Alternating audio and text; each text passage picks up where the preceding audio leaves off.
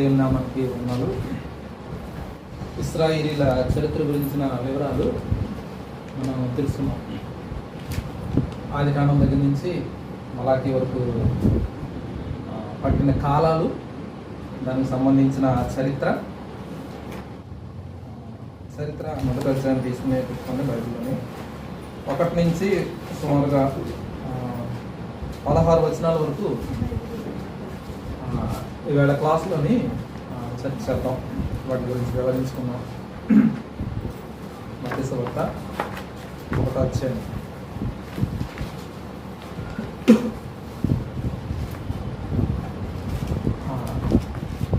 మత్తయి అనే ఆయనే ఈ సువార్తను రాశారు.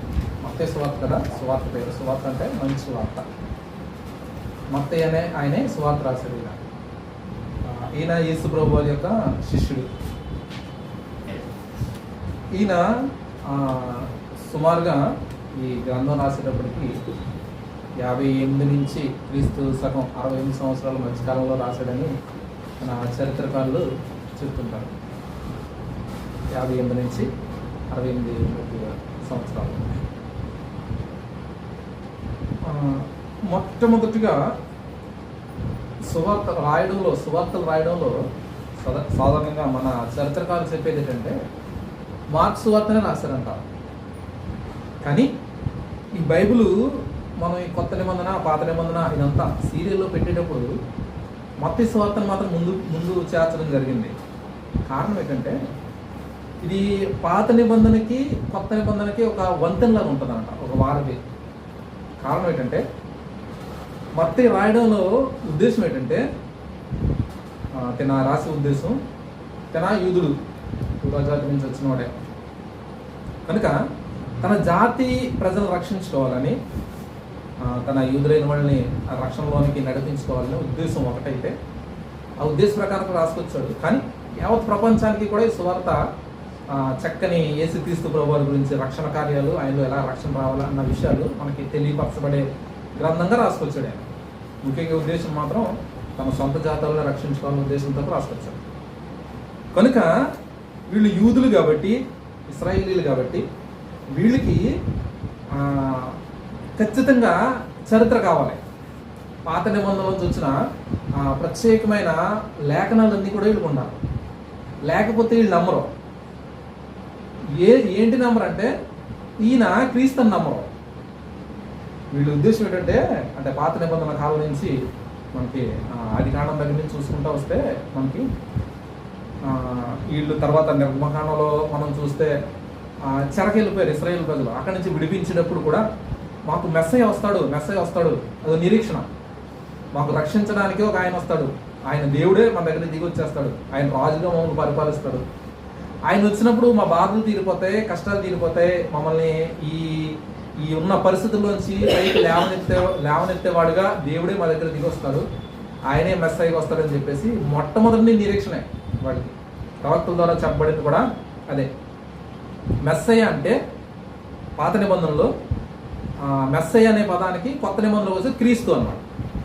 క్రీస్తు అంటే గ్రీక్ భాషలోని మెస్సయ్య అనే పదానికి అర్థం క్రీస్తు. ఆ క్రీస్తు అనే పదాన్ని మన బైబిల్లో రాయడం జరిగింది.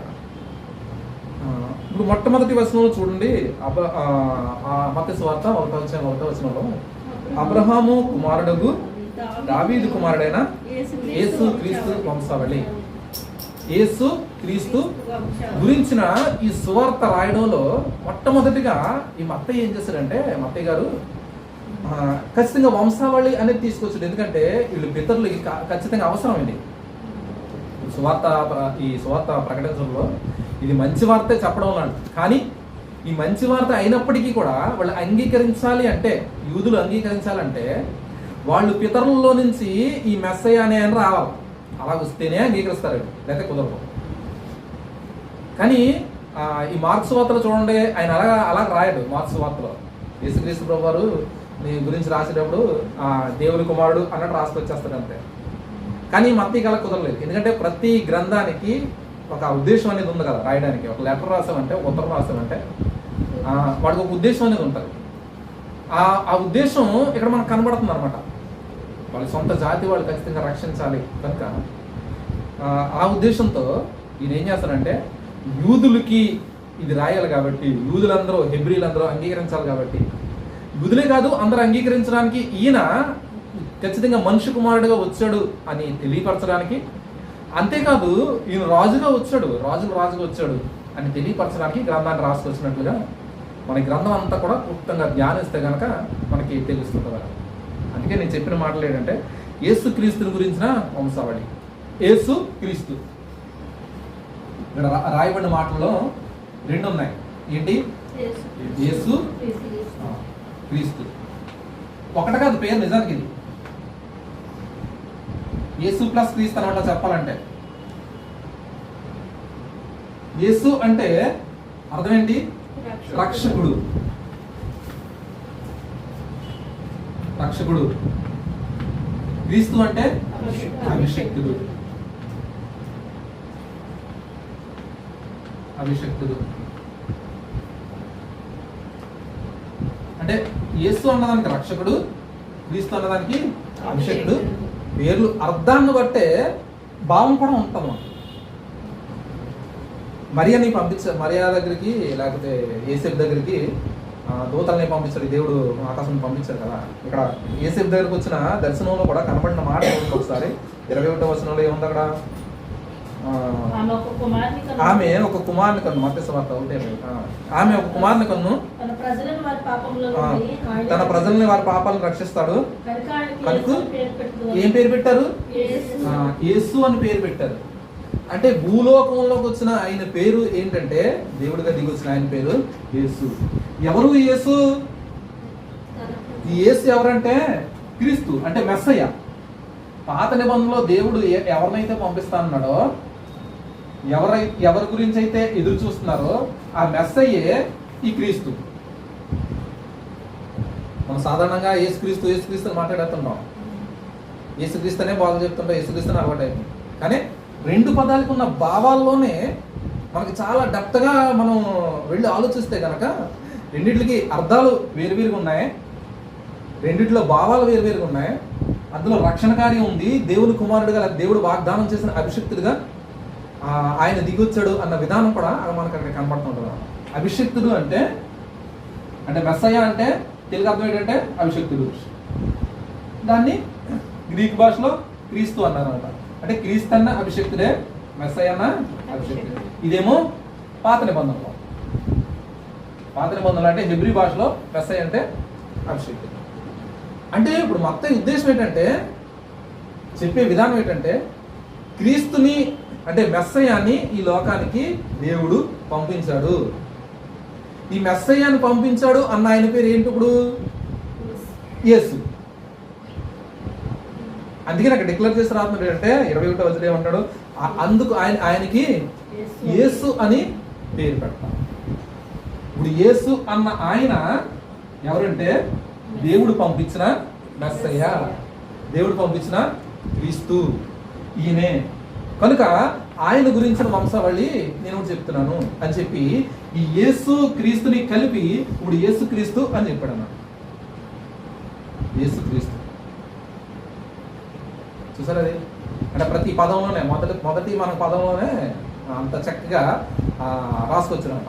ఈ రచయితలు రాసేటప్పుడు బైబిల్ గ్రంథం రచయితలు చాలా జాగ్రత్తగా రాసుకొస్తారు. ఏ పదమైనా సరే మనం ఎవరికైనా లెటర్ రాసామంటే ఏం రాసామంటే కొన్ని పదాలు మనకు తెలియకుండా రాస్తాము. కానీ ఈ బైబిల్ రచయితలు అలా రాయలేదు. ప్రతి పదం రాయడానికి కూడా తను చాలా భావం ఉంది, చాలా అర్థం ఉంది. అందుకే రాసుకుంటారు యేసుక్రీస్తు వంశావళి. ఈ వంశావళిలో ఉన్నవాళ్ళు చాలా మంది వచ్చారు. అబ్రహాం దగ్గర నుంచి మొదలెట్టుకు వచ్చాడు. మొదలెట్టుకు వచ్చి యేసు ప్రభు వరకు కూడా తీసుకొచ్చాడు. నిజానికి అబ్రహాం దగ్గర కాదు మొదలెట్టవలసింది. ఎక్కడి నుంచి మొదలెట్టాలి? ఆదాం దగ్గర నుంచి మొదలెట్టాలి. కానీ మత్తయి ఏం చేస్తాడంటే అబ్రహాం దగ్గర మొదలెట్టాడు. ఎందుకు మొదలెట్టాడు? ఆదాము లోకసువార్త మనం చూస్తే ఆదాం దగ్గర నుంచి మొదలెడతాడు. లోకసువార్త మనం రెఫరెన్స్ చూస్తే 3వ అధ్యాయంలో ఉన్న రెఫరెన్స్ చూస్తే ఆదాము దగ్గర నుంచి మొదలెట్టుకొచ్చి యేసుక్రీస్తు ప్రభు వరకు తీసుకొస్తారంట వంశాలు. ఎందుకంటే లోక రాసింది మొత్తం ప్రపంచవ్యాప్తంగా ఉన్న ప్రతి ఒక్కరికి కూడా సువార్త అందజేయాలి. ఈ యేసయ్య ఎలా వచ్చాడంటే, యేసుక్రీస్తు ప్రభు వారు ఎలా పుట్టారంటే, ఆయన దేవుడు మనిషిని తయారు చేశాడు. మొట్టమొదట ఆదాం అనే మనిషిని తయారు చేశాడు. ఆదాము నుండి తన జాతిలో నుంచి రక్షకుడిని, అంటే తన వంశంలో నుంచి రక్షకుడిని తీసుకొచ్చాడన్న సిరీస్ అంతా కూడా చూపించుకొస్తారు. యేసుప్రభు వరకు తీసుకొచ్చేస్తారు. ఆయన ఉద్దేశం ఏంటంటే ప్రజలందరూ రక్షించబడాలి, మొత్తం ప్రపంచం అంతా కూడా రక్షించబడాలి. ఈయన ఉద్దేశం ఒకటే, అందరూ రక్షించబడాలి. కాకపోతే ఏంటంటే ఈయన రాసే వాళ్ళకి ఖచ్చితంగా పర్టికులర్గా చూపించాలి. ఏమనంటే మనకి దేవుడు వాగ్దానం ఇచ్చాడు. మనకి అంటే వీళ్ళు హెబ్రీలకి యూదులకి ఉన్న కీ పాయింట్లో ఉన్న వ్యక్తి ఎవరంటే ఫస్ట్లో అబ్రహాం, తర్వాత దావీదు. అబ్రహాంకి ఎందుకు అంటున్నాడంటే ఇప్పుడు ఏమంటున్నాడు ఇక్కడ ఈ మా సువార్తలు రాసింది ఫస్ట్ వచనంలో, అబ్రహాము కుమారుడును దావీదు కుమారుడైన యేసుక్రీస్తు అవసరాలు. ఫస్ట్ ఎవరు మొదలెడుతున్నాడు? అబ్రహాం. చూడు ఆదికాండంలో 12వ అధ్యాయంలో అబ్రహాముకి అక్కడ దేవుడు పిలుచుకున్నప్పుడు, ఆదికాండం 12వ అధ్యాయం 3వ వచనం,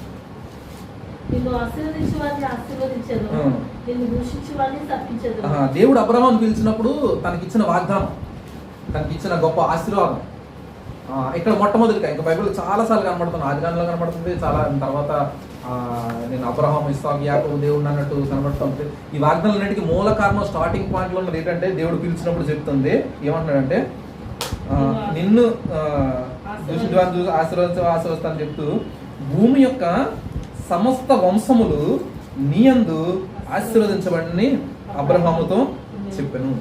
సమస్త వంశాలు అంటాం, ఇంగ్లీష్లోనేమో వంశాలు అంటే ఫ్యామిలీ అని ఉంటారు. అంటే ప్రతి కుటుంబం నీ ద్వారా ఆశీర్వదించబడాలి. ఏ కుటుంబం?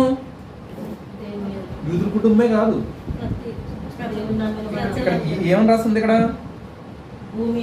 భూమి యొక్క సమస్తం, భూమి మీద ఉన్న సమస్త వంశాలు, భూమి మీద సమస్త కుటుంబాలు కూడా నీ ద్వారా ఆశీర్వదించబడాలి. ఎవరి ద్వారా? ఇప్పుడు వాగ్దానం ఎవరికి ఇచ్చాడు దేవుడు? అక్కడి నుంచి వచ్చింది నీకు వాగ్దానాలు. దేవుడు అన్య జనాంగంలో అబ్రహాం బయటికి తీసుకొచ్చి అప్పుడు అబ్రహాంకి వాగ్దానం ఇస్తున్నాను, నిన్ను ఆశీర్వదిస్తాను, భూమి మీద ఫలింప చేస్తాను, నిన్ను ఆశీర్వదించేవాడిని ఆశీర్వదిస్తాను, శపించేవాడిని శపిస్తాను అని చెబుతూ అందులో ఈ పాయింట్ ఏంటంటే వాగ్దానం నీ ద్వారా సమస్త జనులని నేను ఆశీర్వాదకరంగా ఉండడానికి నేను నిన్ను ఎంచుకున్నాను, లేకపోతే నీ ద్వారా అలా చేస్తాను అన్న విషయాన్ని దేవుడు ఒక చెప్తున్నాను. అందుకని నీ ద్వారా అంటాడు, తర్వాత నీ సంతానం ద్వారా అంటున్నాడు అక్కడ రాయబడిన మాటల్లో మనం చూస్తే. అందుకనే మొట్టమొదటి వాగ్దానం ఇచ్చింది ఎవరికంటే అబ్రహాం కన్నా. ఈ హెబ్రీలకి లేదా యూదులకి అందరికీ కూడా మూల పురుషుడు ఎవరంటే, మూల పురుషుడు ఎవరు? అబ్రహాం.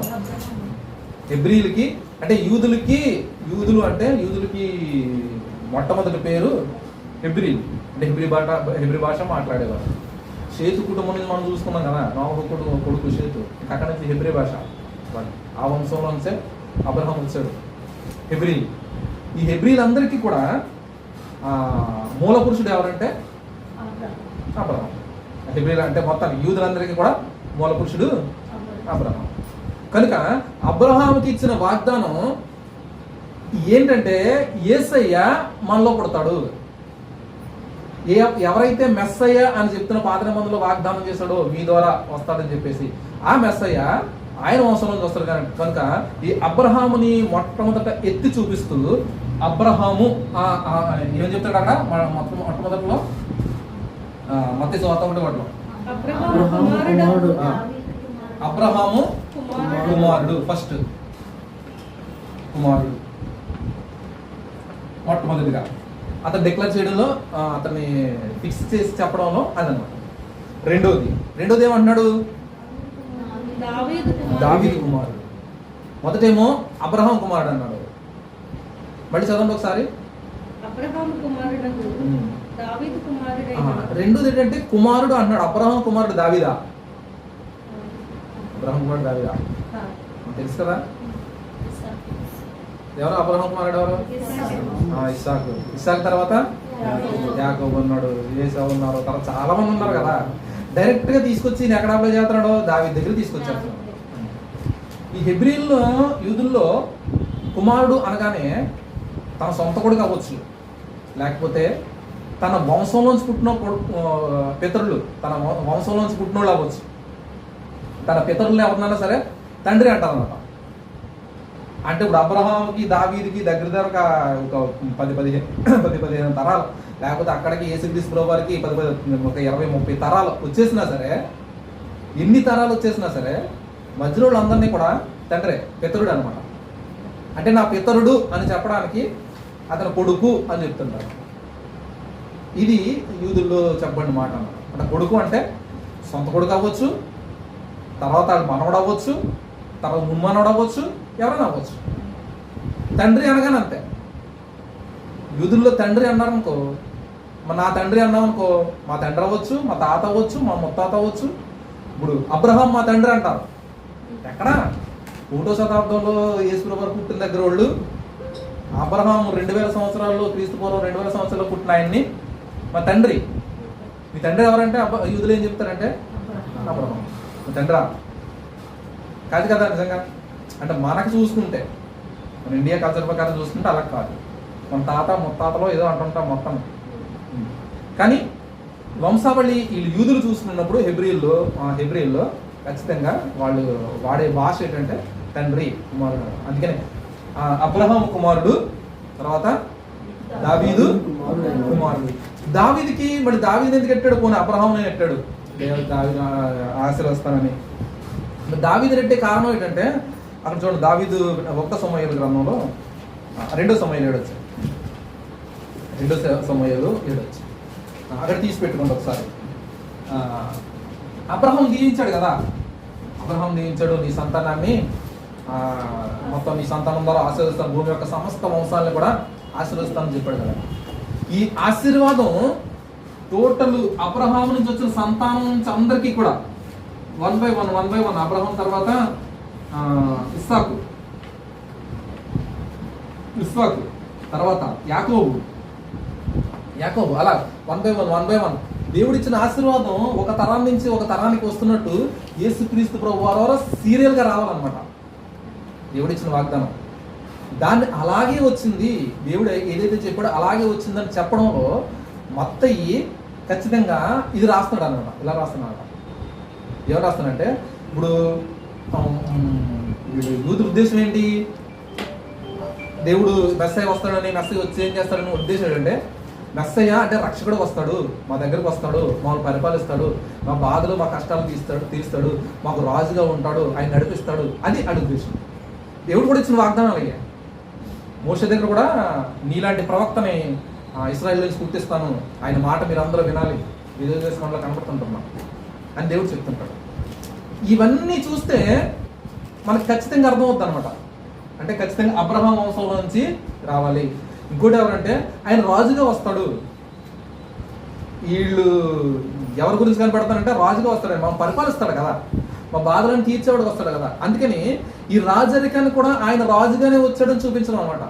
రాజుగా ఎలాగొచ్చాడు అని చూపిస్తూ ఇక్కడ చూడండి, వాగ్దానం ఇక్కడ కూడా దేవుడు వాగ్దానం చేశాడు. దావీదు గారు వాగ్దానం ఇచ్చాడు. ఆ వాగ్దానం చూడండి 7వ అధ్యాయంలో 2 సమూయేలు 7వ అధ్యాయంలో దావీదుకి ఇచ్చిన వాగ్దానాన్ని నాతాన్ అనే ప్రవక్తకి దర్శనం ఇచ్చి దేవుడు తెలియపరచాడు అనమాట. అక్కడ తెలియపరిచిన దాన్ని ఇక్కడ చెప్తుంటాడు ఆయన. 15వ వచనం చూద్దాం. నిన్ను స్థాపించుటకే నేను కొట్టివేసిన సౌకునట్లు నా కృప దూరమైనట్లు అతనికి నా కృప దూరం చేయను. నీ సంతానమును నీ రాజ్యమును నీ మట్టుకు నీ అంటే దావీదుతో చెప్తున్నాడు దేవుడు. దేవుడు చెప్తున్న మాటలు నాతోని చెప్తున్నాడు అనమాట. ఏమంటాడు? నీ మట్టుకు నీ సంతానమును నీ రాజ్యమును నిత్యము స్థిరమగును, నీ సింహాసనము నిత్యము స్థిరపరచబడును అనెను. ఎలా స్థిరపరచబడదట?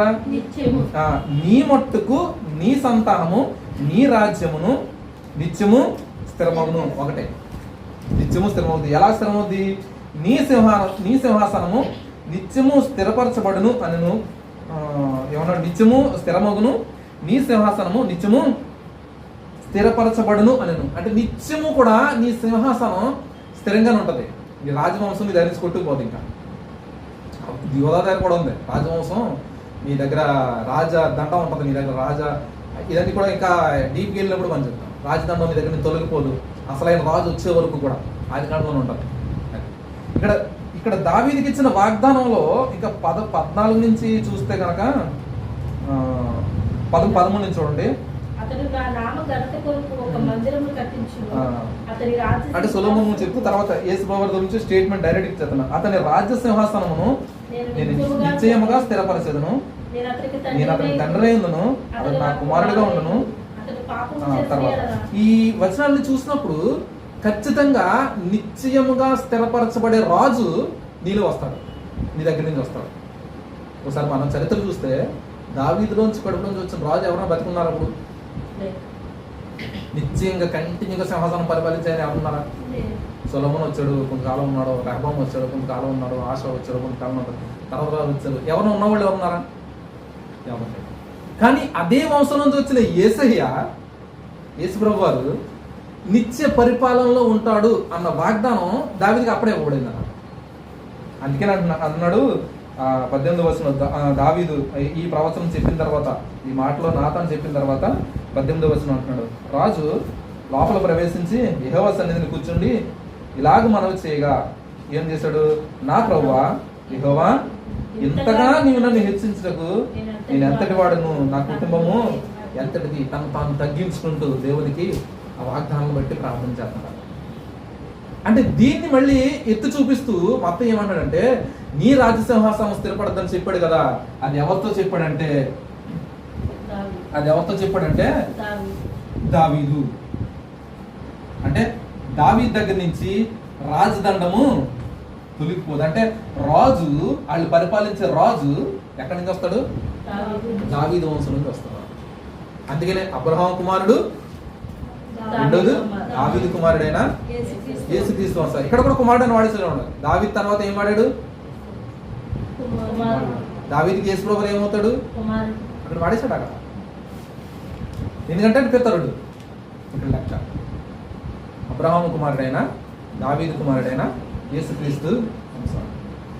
పోనీ మనిషి వాడాడంటే అనుకోవచ్చు హెబ్రీ భాషలోని. చూడండి ఇక్కడ దూత కూడా చూడండి, అక్కడ మత్తయి సువార్తలోనే 1వ అధ్యాయంలోనే దానికి దర్శనం ఇచ్చి మాట్లాడుతుంటది కదా 20వ వచనంలో 1:20. ఏసేపు ఆలోచించకుండా జరిగిన సంఘటన. ప్రభుదూత ప్రత్యక్షమై ఎవరు కుమారుడు? ఎవరు మాట్లాడుతున్నారు? ఇది దేవదూత డైరెక్ట్ గా చెప్తుంది, దావీదు కుమారుడైనా. అంటే వీళ్ళు నిరీక్షణ ఖచ్చితంగా మాలోని మెస్సయ్య వస్తాడు, మా దగ్గరికి మెస్సయ్య వస్తాడు, మమ్మల్ని పరిపాలిస్తాడు, మా కష్టాలు, మా బాధలు, ఇరుకులు, ఇబ్బందులు అన్నీ కూడా పోతాయి అని చెప్పి వాళ్ళు నిరీక్షణ, యూదులందరిది కూడా, ఇశ్రాయేలులందరిది కూడా. ఆ నిరీక్షణకి ముగింపు పలుకుతూ యేసుక్రీస్తు ప్రభువారు, అంటే క్రీస్తు అంటే మెస్సయ్య ఈ లోకానికి వచ్చాడు. మీరు ఎవరి గురించి అయితే నిరీక్షిస్తున్నారో ఆ మెస్సయ్య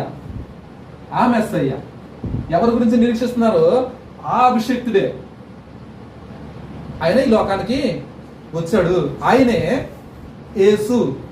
ఎవరు? యేసు అని చెప్పడం. అందుకనే డిక్లేర్ చెప్తున్నాడు, ఆ యేసే క్రీస్తు. అంటే ఇప్పుడు యేసుగా పుట్టాడు కదా ఈ లోకంలో. దేవతతో చెప్పబడిన మాట యేసు అని ఇందాక చదువుకున్నాం 21-22 వచనాల్లో. యేసు అని పేరు తన ప్రజలను వారి పాపాల నుంచి, ఎవరి ప్రజల్ని? తన ప్రజలని వారి పాపాల నుంచి రక్షిస్తాడు కాబట్టి యేసు అని పేరు పెడతారన్నారు. ఇప్పుడు ఆ యేసే, పుట్టిన యేసే, ఈ లోకానికి వచ్చిన యేసే, ఆ మరియ కన్యక అయిన మరికి పుట్టిన యేసే క్రీస్తు కదనట. నేను చెప్పాను, నేను అంత చక్కగా చెప్పుకోతున్నాను. ఇప్పుడు వీళ్ళకి అప్పుడు వాళ్ళకి అర్థమవుతానట, ఆహా మేము మెస్సై గురించి ఎదురు చూస్తున్నాం కదా, ఆ మెస్సై ఎవరో కాదు ఈ యేసే. వాళ్ళు ముందు అందుకే నమ్మలేదు, ఈ యేసు క్రీస్తు అని నమ్మలేదు. అది యేసుని క్రీస్తు అని నమ్మలేదు. అందుకే విడదీసి మనం ఎప్పుడు కూడా మన మైండ్లోకి అర్థం చేసుకుంటూ మనం మాట్లాడుతున్నాం. యేసుని క్రీస్తు అని నమ్మలేదు. అంటే యేసు పుట్టాడు, బాగుంది, ఆయన కన్యకు పుట్టారంటున్నారు, బాగుంది, మరి పుట్టాడు అంటున్నారు, బాగుంది, సువార్త చేశారు, మంచి మంచి కార్యాలు చేశారు, చనిపోయిన లేవనెత్తారు, బాగుంది. కానీ ఈయనే క్రీస్తు అంటే వాడికి నమ్మకం కుదరలేదు. అందుకే నేను నొక్కి చెప్తాడు ఏంటంటే ఈయనే క్రీస్తు. ఈయనే ఉట్టినే రాలేదు, దేవుడు పంపిస్తేనే వచ్చాడు. తన ప్రజల్ని వారి పాపాల నుంచి రక్షించడానికి వచ్చాడు. మొత్తం పుట్టక ముందే ఇచ్చిన స్టేట్మెంట్ అది, దేవుడు వాళ్ళకి ఇచ్చిన దూత ద్వారా పొందిన స్టేట్మెంట్ అది. ఇది ఖచ్చితం జరిగింది. లేకపోతే యేసే క్రీస్తు అన్న పదాలని పౌలు గారు వాడతారు, పేదరు గారు వాడతారు, అపోల్లో వాడతాడు, బైబిల్లో మన ఎవరు ఈ శిష్యులందరూ కూడా వాడిన సందర్భాలు ఉన్నాయి. ఒకసారి చూడండి, అపోస్తల కార్యాలు చూడండి. అపోస్తల కార్యాలు 2వ అధ్యాయం. అపోస్తల కార్యాల్లో 2వ అధ్యాయంలో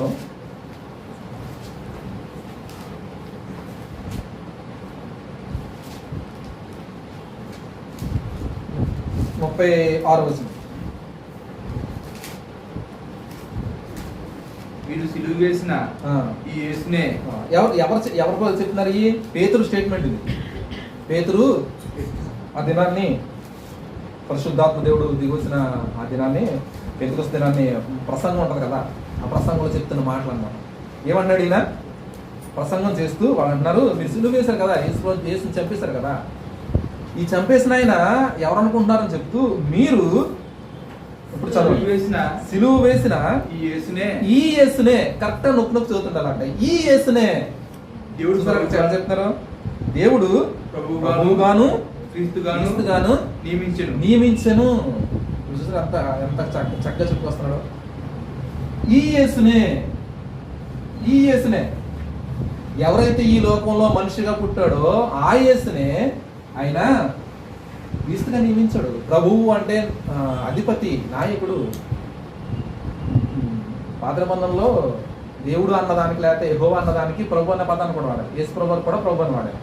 అంటే ఆయన దేవుడు, ప్రభువుగాను క్రీస్తుగాను ఈయన చేశాడు, దేవుడే చేశాడు అని చెప్పడం అన్నమాట. ఎంత చక్కగా చెప్పుకొస్తున్నాడో. అంటే చూసారు, 2 పదాలకి అర్థం చూసారు ఎంత మారిపోయిందో. యేసుక్రీస్తు అనేస్తాం మనం, అది అంత తేడా వచ్చేసింది. రక్షణ స్వార్థాలు కూడా తేడా వచ్చేది మనకి. ఇది కరెక్ట్గా తెలుసుకుంటే ప్రకటించడంలో కూడా తేడా వచ్చేది మనకి, వివరించడంలో కూడా తేడా వస్తుంది. చూడండి, అపోస్తల కార్యాలు 17వ అధ్యాయం కూడా చూడండి ఒకసారి.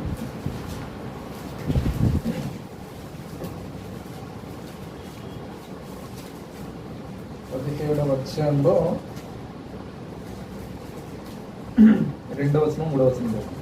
ఇక్కడ పౌలు గారు స్టేట్మెంట్ ఇస్తున్నారు. పౌలు తన వాడుక చొప్పున సమాజపు వారి యొద్దకు వెళ్ళి క్రీస్తు శ్రమపడి మృతులలో నుండి లేచుట ఆవశ్యకమని నేను మీకు ప్రచురం చేయు యేసే క్రీస్తై ఉన్నాడని. ఇక్కడ చూసారా ఏమంటున్నాడు ఆయన? మీకు ప్రచురం చేసిన యేసే క్రీస్తై ఉన్నాడు. వచ్చిన క్రీస్తు ప్రభు వారు 17వ అధ్యాయము 2-3 వచనాలు అపోస్తల కార్యాలు. ఏమన్నాడు ఈయన? పౌలు గారు డిక్లేర్ చేసి చెప్తున్నాడు, నొక్కి వక్కాడిస్తున్నాడు. ఖచ్చితంగా క్రీస్తు ప్రభు వారు భూమి మీద రావాలి, అందరి గురించి శ్రమపడాలి, అందరి గురించి, అందరి పాపాల గురించి ఆయన శ్రమపడి చనిపోయి తిరిగి లేవాలి అని అన్న విధానాన్ని తెలియపరుస్తూ చెప్పిన మాట ఏంటంటే, ఏమన్నాడు? క్రీస్తు శ్రమపడి మృతుల్లో నుండి లేచుట ఆవశ్యకమనియు నేను మీకు ప్రచురము చేయు యేసే క్రీస్తై ఉన్నాడనియు లేఖనముల్లో నుండి దృష్టాంతమును విప్పి చెప్తున్నాడంట. ఎవరట? యేసే క్రీస్తు. ఇలా చెప్పకపోతే వాడు కుదరదు. యూదులకి అసలు ఎవరికైనా సువార్త చెప్పొచ్చేమో కానీ, మన ఇండియాలోనే సరే ఏ మతానికైనా లేదా ఏ వర్గానికైనా సువార్త చెప్పొచ్చేమో కానీ మన వాళ్ళు వింటారు, చక్కగా రిసీవ్ చేసుకుంటాం. కొంతమంది ఇష్టం, నమ్ముతారు నమ్మరు వాళ్ళ విషయం, కానీ చక్కని ప్రతిదాన్ని కూడా వింటారు. ఇది ఉంది, లేదు, ఇలా ఉంది అని చెప్తుంటారు. కానీ యూదుల దగ్గర అలా కాదు. లేనిది కానీ దేవుడు ఒక్కడే అన్న అది కాకుండా ఇంకొకరు ఎవరన్నా తీసుకొని చెప్పారంటే రాళ్ళతో కూడా చంపేయాడు. ధర్మశాస్త్ర ప్రకారంగా రాళ్ళు రూపు చంపేస్తారు అనమాట. ఆ చంపేసిన తర్వాత ఆ రాళ్ళు వేసి కప్పెడతారు. అది అంత డేంజర్ అది దగ్గర, యూదుల దగ్గర. అందుకనే ఈ క్రీస్తు అనేది ఆయన ఎవరో కాదు, ఈ యేసు అనే ఎవరో కాదు, దేవుడు ఎవరినైతే పంపిస్తాడో అని మీకు వాగ్దానం చేశాడో మెస్సయ్యని, ఆ క్రీస్తే ఈ యేసు, ఈయనే క్రీస్తు. కనుక మనం ఖచ్చితంగా ఆయన నమ్మొచ్చు, నమ్మాలి అన్న విషయాన్ని నొక్కి చెప్తున్నాడు అన్నమాట. నొక్కి చెప్పడం అదే వాడు సువార్త ఎక్కడా ప్రకటించిన. అందుకనే యోధా మందిరాల్లోకి వెళ్ళేవాడు కదా, సమాజ మందిరాలకు వెళ్ళేవాడు, చెప్పేవాడు. మందిరాల్లోకి వెళ్ళి చెప్పినప్పుడు ముఖ్యాంశం అన్నమాట వాళ్ళు లేఖనాలను ఎత్తడం, చెప్పడం, యేసు ప్రభువు గురించి ఎక్కడెక్కడ ఉందో లేఖనాలను తీసుకురావడం, తీసుకొచ్చి ఈ యేసే క్రీస్తు అని చెప్పడం ఇదన్న 18వ అధ్యాయంలో ఇక్కడ అపోల్లో కూడా ఒక చెప్తున్న మాట ఉంటుంది చూడండి. 18:28లో 18 అపోస్తల కార్యాలు 18వ అధ్యాయం ఏసే దేరకట్టడం ఉంటాయి. యేసు కాదు, ఏసే క్రీస్తని లేఖనముల ద్వారా అతడు దృష్టాంతపరిచి ఉట్టి చెప్తలేదు, బైబిల్ గ్రంథంలో ఉన్న విషయాలన్నీ కూడా తెలియపరుస్తూ, తీసి చూపిస్తూ, రుజువుపరుస్తూ, వీళ్ళకి డిక్లేర్ చేస్తూ, లేకపోతే ఏమవుద్ది వీళ్ళ పని, రాళ్ళతో కొట్టి చంపేస్తారు అక్కడికక్కడ. అది పరిస్థితి. అంటే చాలా జాగ్రత్తగా చెప్పాలన్నమాట. అంటే వాక్యాలని వీళ్ళకి ఎత్తి చూపిస్తూ, వీళ్ళ దగ్గర చెప్తున్న మాటలు అన్నమాట. పాత నిబంధనలు అన్నీ తీస్తున్నారు అన్నమాట, చూపిస్తున్నారు. అన్ని చూపిస్తూ ఈ యేసే క్రీస్తు, యేసే క్రీస్తు అని ఏం చెప్తాడు ఆయన అపోలో చెప్పుతూ, లేఖనములను దృష్టాంతపరిచి యూదుల వాదమును బహిరంగంగాను గట్టిగాను ఖండించు. అబ్బాయి కొంతమంది అంటారు, అబ్బాయి కాదు, ఆయన ఇంక సంబంధం ఏంటి, ఆయన క్రీస్తు అంటాడు, మళ్ళీ ఆయన మెస్సయ్య అంటాడేంటి, ఈయన పుట్టినని వేరే కదా, యేసు కదా, ఈ లోకంలో పుట్టారు కదా, ఈ లోకంలో పుట్టారు అంటున్నారు కదా, మనిషి దారికి వచ్చాడు కదా, మరి ఈయన్ని క్రీస్తు అంటారేంటి, మెస్సయ్య అంటారేంటి అని చెప్పేసి ఇది వాదన. దాని అంతా కూడా చెప్తున్నాడట. ఏమని? ఈయనే క్రీస్తు, యేసయ్యని క్రీస్తుని ఎలా పంపిస్తానంటున్నాడో, పాత నిబంధనలో దేవుడు ఏ అయితే వాగ్దానాలు ఇచ్చాడో ఇదన్నీ కూడా మళ్ళీ ఒక క్లాస్ ఉంటుంది సపరేట్గా, దాంట్లో ఇంకా వివరం చెప్తాను. ఇది ఎలాగైతే చెప్పుకొచ్చాడో పాత నిబంధనలో అవన్నీ కూడా ఈయనలోనే ఉన్నాయి చూడండి అని చెప్పి వాక్యాలన్నీ వివరించుకుంటూ చెప్పుకొచ్చి చెప్పిన సువార్త అన్నమాట ఇది. వాళ్ళకి సువార్త ఏంటంటే, గొప్ప సువార్త ఏంటంటే, ఈ యేసు ఎవరో కాదు, దేవుడు పంపిస్తాన్న మెస్సయ్య ఈయనే క్రీస్తు, ఈయన ద్వారానే రక్షణ, ఈయన ద్వారానే పాపక్షమాపణ, ఈయనే మమ్మల్ని రక్షించడానికి వచ్చాడు. మీరు రాజు గురించి ఎదురు చూస్తున్నారు కదా, రక్షకుడు గురించి ఎదురు చూస్తున్నారు కదా, మమ్మల్ని రక్షిస్తాడు, బాధల్లోంచి బయటికి తీసుకొస్తాడు అని ఎదురు చూస్తున్నారు కదా, కొన్ని వేల సంవత్సరాల నుంచి మీరు నిరీక్షణ ఉంది కదా, ఆ నిరీక్షించేది ఎవరో కాదు, ఈయనే యేసే. ఈ యేసే క్రీస్తు. మనకి ఇది ఇంకా మైండ్ ఉండిపోవాలంట. యేసు క్రీస్తు కాదు, యేసే క్రీస్తు. యేసే క్రీస్తు అన్నదాన్ని అప్పుడు మనం యేసు క్రీస్తు అని చెప్తున్నా సరే అదే బాగుంటుంది మన మైండ్లో, మారిపోతుంది కదా. అదండి, అందుకనే అంటే మత్తయి సువార్త ఈ 1వ అధ్యాయంలో ఒక్క వచనంలో ఇతను చెప్తున్న మాటలు ఎంత చక్కగా ఉన్నాయో చూసారా. ఆ ఇశ్రాయేలీలకి అవ్వచ్చు, యూదులకి, తన జనాంగానికి దేవుని దగ్గర రావాలి, మీరు అంగీకరించాలి, దేవునిలోనే రక్షణ ఉంది అంటే యేసు ప్రభువారిని ఎలా పంపించాడు, ఈయన యేసు ప్రభు ఎలాగయ్యాడు, యేసు క్రీస్తు ఎలాగయ్యాడు అన్న వివరణ అంతా కూడా ఒకే వచనంలో స్టేట్మెంట్ ఇస్తాడు. అంత వివరణ దాచించాడు ఇందులో. అందుకనే మత్తయి, అందుకని అంటున్నాను, మనం లెటర్లు రాసినప్పుడు కొన్ని పదాలు మనం ఇష్టం వచ్చిన రాయొచ్చేమో, రకరకాల మాటలు మాట్లాడొచ్చేమో, కానీ ప్రతి వాక్య భాగం చిన్న సెంటెన్స్ అవ్వచ్చు, అది చాలా అర్థంతోనే రాశారట ఇందులో. ఎందుకంటే దేవుని ఆత్మ ప్రేరణ. చూస్తే ఇప్పుడు దగ్గర గంట సేపు చెప్పుకున్నాము, అందుకే ఒకటే వచనం.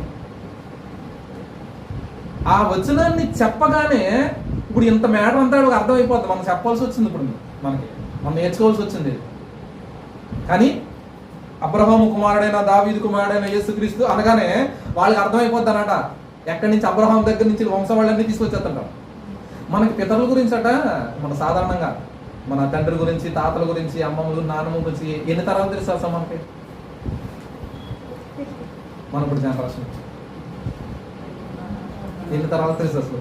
మనం బాగా చెప్తే 2-3 గురించి చెప్తేమో, మన తండ్రి గురించి చెప్తే, తాత గురించి చెప్తాం, ముత్తాత గురించి కూడా కొద్దిగా డౌటే, అది పేరేటో ఏం చేస్తారో తెలియదు. కానీ యూదులకు ఖచ్చితంగా ఒక్కొక్క వ్యక్తిని అంట మ్యాక్సిమం 10 నుంచి 15 తరాలు వాళ్ళకి నోటెడ్ అట.